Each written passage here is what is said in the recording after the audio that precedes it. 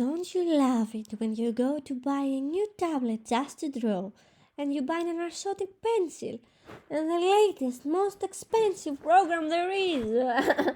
Clip Studio Paint, yearly subscribe. And you go to draw and it sucks. And then you look at another artist art and it's this super amazing, magnificent piece of work. It must be the brushes, you say, as you run screaming at your tablet. Well, most of the time it's not. It's skill and patience and persistence and just a tiny bit of talent. But good brushes can definitely help, especially if you are already familiar with the basics and you want to step up your game. So, welcome to this video where I introduce my most used Clip Studio brushes as a BL Webtoon artist. Before we start, here's a little disclaimer though. These are all my most used favorite brushes, meaning that you don't have to feel pressure to use any of them in your art webtoon for it to work or for it to be pretty. They simply are the brushes that work for me in this stage of my artistic journey. And what works for one person may not work for someone else. Everyone has a different art style way to draw, and I think that's what makes art great. Feel free though to get inspired from them and maybe add a favorite brush or two in your collection. But enough of that. Let's move on to the important things. Sketching brushes. I have divided my drawing process in a few stages for the sake of this tutorial, and I will be sharing my favorite brushes for each stage. Let's start with sketching. One of my all-time favorite brushes for sketching is the SU Cream Pencil. When I sketch, I think I'm used to the feeling effect of real-life pencils, and this is one of my favorites. The line flows smoothly and the texture is just a pro tip of mine is to sketch with a color. I either prefer a blue or a red tone so it can pop and I can easily recognize it while inking. Another favorite of mine is the Artemus family with HB, Artemus Hard and Artemus Big Boy. Those all have a rougher texture with different and many sizes and can work great when you want your final result to look more like a traditional pencil drawing. When I want to sketch in black and white, and trust me that happens quite a lot, especially for offer designs that I don't plan to later on ink, my go-to brush is this Japanese one with the ID 1739-12-6. I love this one so much, and I also use it quite a lot to color the background of my webtoon, for instance to add some trees, some leaves, some grass, some other small elements. This is my go-to brush for everything. As you can see also here, it's my go-to brush whenever I just have any doodle, anything in my mind that I want to put it on paper. This is the brush I use, not necessarily the brush I use for my webtoon to ink later on, but just for any other doodle, this is my go-to brush. Another fun brush that is perfect for doodling, and the last one from the sketch brushes, is the KS Note pencil. Though honestly, I only started using it quite recently, so I can't say much about it, but it can definitely make your drawing more unique, more quirky, it can add some spice and personality to it. So give it a shot and you might like it, who knows. Brushes for inking. Honestly, for my webtoons, I like to be consistent on the inking brush, so that I can make my art style more coherent and cohesive throughout the chapters. This means that I don't use many different brushes for inking, and for some reason, the regular G pen that is already pre-installed in the Clip Studio Paint is my go-to, the one that clicked with me from day one and the one that I still use today. I love the pressure sensitivity and the smoothness of it, but I can admit that it can get pretty basic. For instance, when I first started webcomics and I wanted more variety on my comics and art, I used more textured brushes.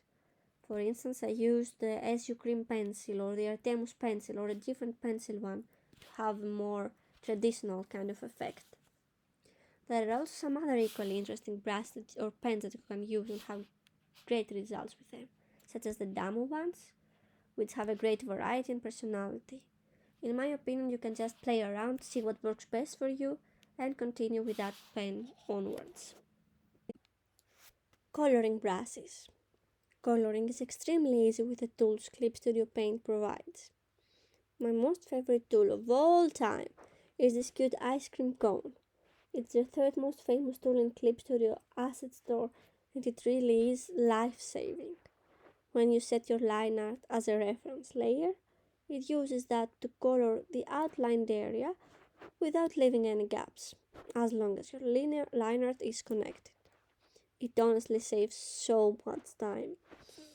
For the areas that are more difficult to color with that, such as the hair, I like to use the wand tool. Select the whole area and then fill it in. The Lasso tool can also be of great help, especially when shading. I like to make a clip layer set on multiply on top of my colors, and then use the Lasso tool to select the areas I want to use as shadows and paint it. Or, on the contrary, lighten the areas the light hits with an overlay or add color dodge layer. During the shading process, I also use the soft airbrush tool, mainly to add soft color on the cheeks, lips, nose, eyes, joints, and all the areas where blood tends to concentrate and make the area appear pinkish on my characters. When I do simple illustrations for my webtoons, those are the main brushes I use. I don't have much time for rendering, so I don't use many brushes for that on my comics. I render my regular illustrations when I have time, and for that I have a set of brushes that I like to use. I won't go into extreme detail, you can see them here, but I can make a separate video on that if you'd like. Now let's talk about some more specific brushes I like to use to add details. First, I have brushes for clothing and jewelry. There are some specific brushes I like to use to add jewelry. I use pre-made earring stamps a lot, some chains, some others for necklaces, and mainly a lot for zippers. Clothing brushes. For clothing I use a lot of brushes and I won't be showing all of them in this video, but as you can see I use the lace brush, I use this the one for the hem of the skirt, I use some line brushes to make the t-shirts look better, some for the tights, some for the tater distressed effect, and a lot for knit sweaters and this kind of stuff. Background brushes. Although I like to keep my webtoons backgrounds to a minimal and have them a more hand-drawn effect, I have specific favorite brushes I like to use for backgrounds that I will be dividing also in some categories. City brushes. Honestly, I came across this brush set recently. It's called City Brush Set, and it's for Clip Studio Paint from Devin L. Kurtz on Gumroad. It's free, and I will be linking that below. But it's simply as amazing. It has everything from windows to buildings to faraway buildings to fire escapes to balconies, everything you can dream of. And I just wish I came across it sooner, so check it out for sure. Forest brushes. Before I used a lot of those stamps, as you can see, some bushes from the same creator, and they're all very, very beautiful. And also this other brush set which has a lot of leaves. If you check out my webtoon, The Realm of Dreams, it has a lot of those leaves around in the background. But I found out again from the same creator from the City Brushes, from Devin L. Kurtz on Gumroad. I will also be linking it below. Another brush set, two brush sets actually, which has amazing grass brushes and tree brushes, and it just makes it realistic and hand-drawn at the same time.